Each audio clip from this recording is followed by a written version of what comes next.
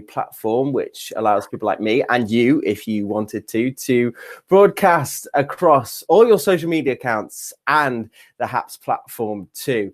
Now, what I do is bring you a sort of mixture of showbiz news, real news, and what we're going to hear today, medical news. And today we are going to be talking about lots of things, including the first batch of the COVID-19 vaccine, which has arrived in the UK. We are going to be talking about a Canadian university who think they found a diabetes cure. Well, they cured diabetes, at least in mice, so they say. Plus, we're going to be talking about how US customers can get insulin delivered to their door thanks to Amazon. Plus, we'll be taking a little look back at World Diabetes Day and Diabetes Awareness Month. But before we jump into the news today, I just want to welcome my guest or co-host for today's live broadcast, Jade Byrne, who many people will know as the creator of Prick. So firstly, Jade, hi, welcome to the broadcast. And if people haven't heard about you and what you do, how would you explain it to them? Hello, everyone. Well, I have a show, as you said, called Pricks. Pricks is a one-woman theatre show written by me, performed by me, and it's about life with type 1 diabetes. Makes you laugh, makes you cry. It's my story, but it's other people's stories as well, and it's been really successful. And I'm the writer of Daisy Donald, and I'm a type 1 diabetes advocate ambassador for lots of things, and I also have a shop, Pricks Products. So yeah, lots of type 1 related stuff. That's me at Pricks Official. Fantastic. So Jade is going to be helping me go through today's stories, and they didn't work at the start, but they are working now. So I'm just going to run through the topics that we are covering today. So first up, we are talking about the first batch of the COVID-19 vaccine, which has arrived in the UK. We are discussing a pilot program in Plymouth, which is trying to tackle diabetes burnout. We are also going to be touching on today the fact that US customers can get insulin delivered to their door thanks to Amazon with their new pharmacy, a massive disruption in the US healthcare system. Plus, the first batch of the COVID-19 vaccine has arrived in the UK before being rolled out next week. So that is our top story for today. So we'll start with that. If I can stop them from going round.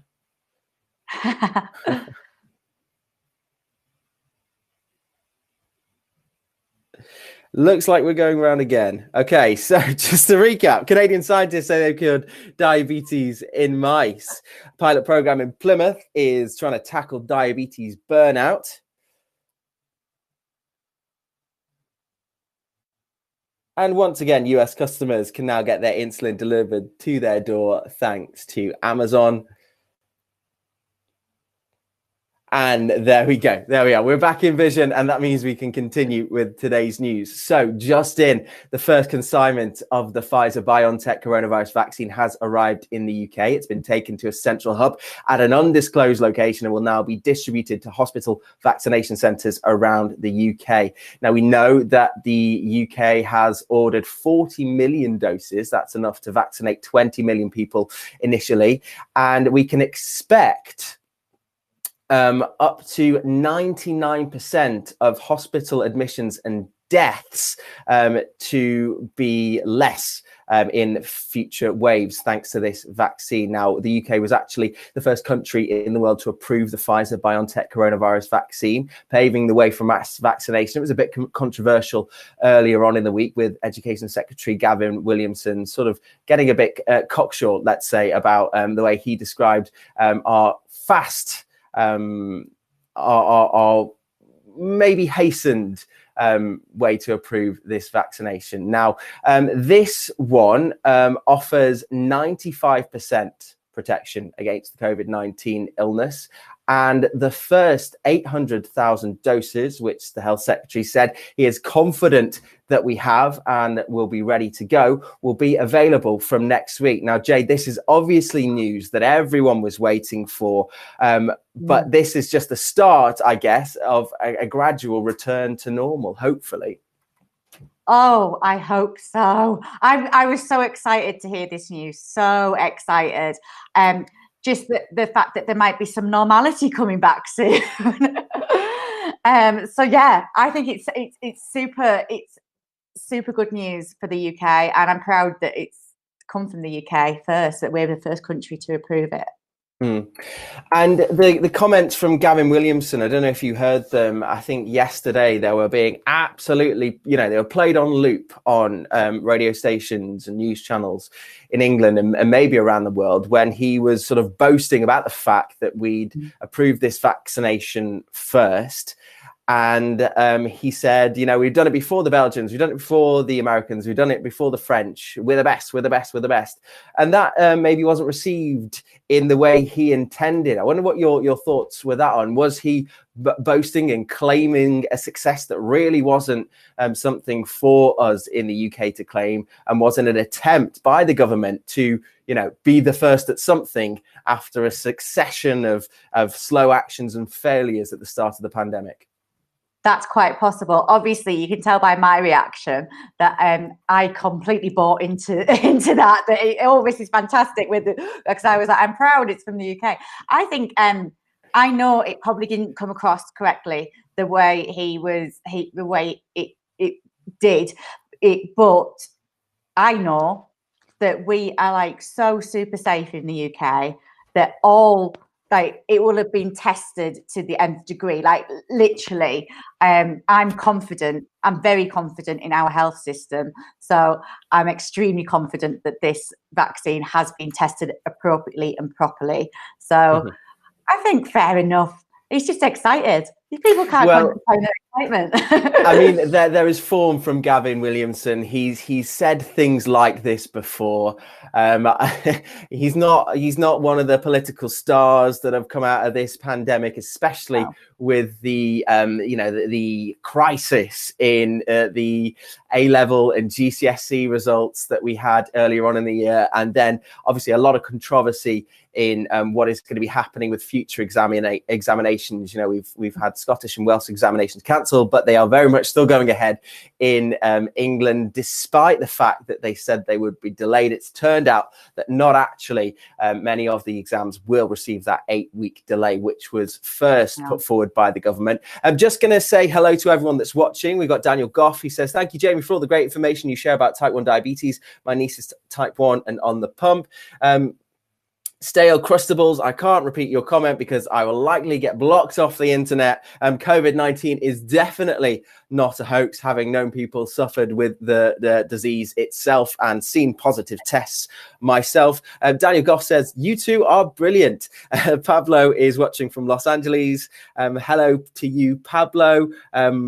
More COVID deniers in the comments. And Daniel Goff again says, future hugs and kisses for everyone after the vaccine. Absolutely. So we are expecting the most vulnerable to get the vaccinations first, healthcare workers and elderly people in care home. They've been put on the top of the priority list, followed by over 80s. But much of those vaccinations are likely to happen in the first instance in hospitals, because this first vaccine, the first vaccine to get to market, the Pfizer-BioNTech vaccine, needs to be stored at very cold temperatures, so minus 70 degrees Celsius. So that means a lot of the first initial doses will be given out in sort of close supervision to ensure that none of it is wasted, because every drop is very precious. Now, the Pfizer-BioNTech jab is the fastest vaccine to go from concept to reality, only taking 10 months. Now, that the process would usually take somewhere like a decade. Is that something that you're worried about, Jade? Because there's a lot of concern in the sort of discourse in the public and on Twitter. Take a look at Twitter today, people chatting about the vaccine. There's a bit of unsurety about its safety. I'm an optimist. I'm an optimist, and always been pro-vaccine with regards to any sort of illness. So I am not going to let myself be too concerned about that, because I think the prospect of being able to hug relatives and friends in the not too distant future is too exciting for me to be pessimistic about that.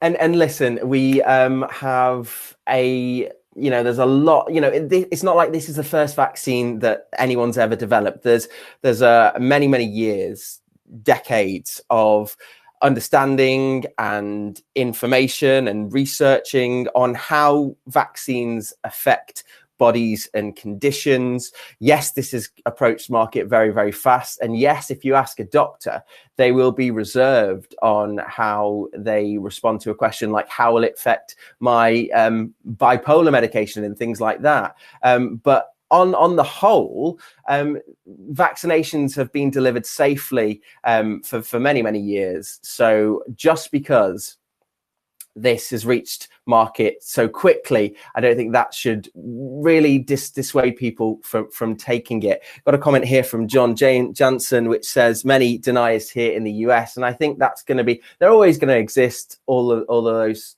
people. But I think I definitely have faith that this vaccination, one of many, which we'll eventually see, will be absolutely essential in getting everything back to normal. And currently around 50 hospitals are on standby, and vaccination centers are being set up right now. And it's thought that once they're up and running, 1 million doses a week could be given out as soon as those are available.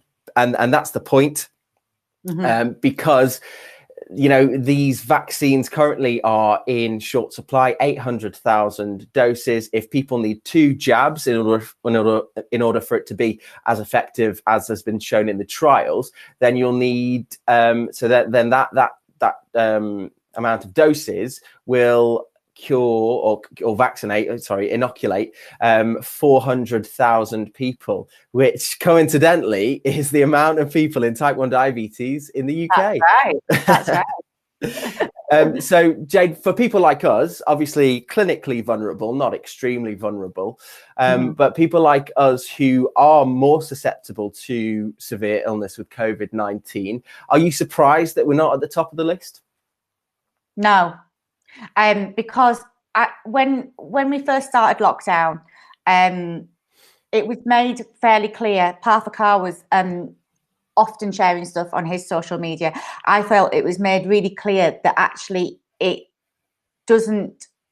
we're not more prone to pick it up.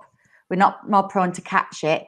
And yes, it might be a bit more difficult if we do get it, but